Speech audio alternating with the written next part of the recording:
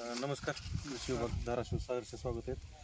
आजचा आपला शेतीतला नवीन प्रयोग म्हणजे काशीफळ भोपळा लागवड याच्याबद्दल मार्गदर्शन घेण्यासाठी आपण माळी साहेबांच्या शेतात आलो. माळी साहेब नमस्कार. नमस्कार. आपण डायरेक्ट चालू करू. तर किती एकरचा काशीफळचा प्लॉट आहे? 1 एकरचा प्लॉट आहे. 1 एकरचा प्लॉट आहे का? बियाणं किती लागलं होतं? बियाणे सर याला 8 पाकिट लागले होते. एका पाकिटची किंमत काय कशी? एका पाकिट किंमत 580 रुपये. कुठल्या जातीचं बियाणं आहे? दिशा कंपनी. दिशा व्हरायटी. किती दिवस झाले लागून? ह्याला लावून 70 दिवस झाले. 70 दिवस झाले. असं 70 दिवसात येते का पीक? का कसं तुम्ही लवकर आणलं? 65-70 दिवसामध्ये येतं सर. बरोबर. कालावधीच 65 ते 70 दिवसाचा कालावधी. पाण्याचं व्यवस्थापन काय केलं? पाण्याची व्यवस्थापन ड्रीप आहे सर याला. असं आहे का? किती दिवसाला येत होतात काय? पाणी म्हणजे आपलं आता हे काय पावसाळ्यामध्ये असल्यामुळं काय जास्त पाणी द्यायची वेळ आपल्याला आली नाही. ज्यावेळेस आपण खताचे डोस सोडतात त्यावेळेस आपण 1 तास पाणी सोडलेलं आहे. आणि मध्ये पावसाचं वातावरण होतं त्यात काय? त्यावेळेस पावसाच्या वातावरणामुळे ते आपला प्लॉट खराब झाला म्हणायचे. प्लॉट एकदम मला आता पण फवारणी लागल्यामुळे प्लॉट आला म्हणायचे. आणि म्हणजे काशीफळ भोपळ्याचा निर्णय कशामुळे घेतला? काशीफळ म्हणजे निर्णय घेतला म्हणजे कसं कमी खर्चात आहे साहेब. कमी खर्चात आणि कमी कालावधीमध्ये.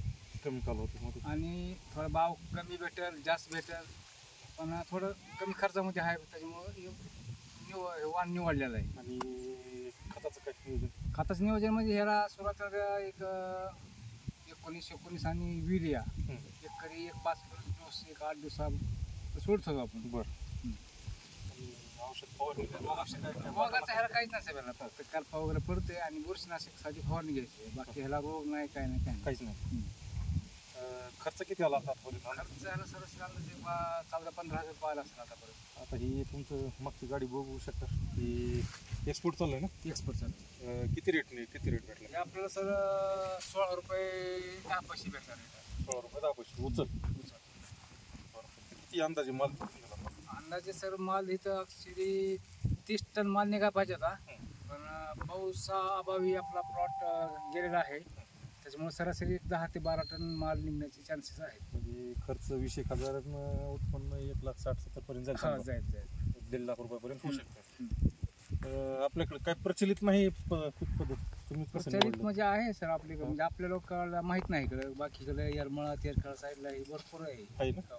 म्हणजे काय काम एक तर साहेब आंध्र प्रदेश, गुवाहाटी, तामिळनाडू ह्या साईडला ही सांभरसाठी जाते. सांभरसाठी आणि राजस्थान, गुजरातला ही एक आपली पांढरी बर्फी बनते बघा. बरं. त्या बर्फीमध्ये क्रीम म्हणून वापरतात हे. असं ह्याच सीझनला घेता येते का? बाकीचे नाही, ऑल सीझन मध्ये कधीही पण घेता येते. असं आहे. फक्त पाण्याचं जानेवारी ते मे पर्यंत थोडं ह्याला मार्केट डाऊन असते.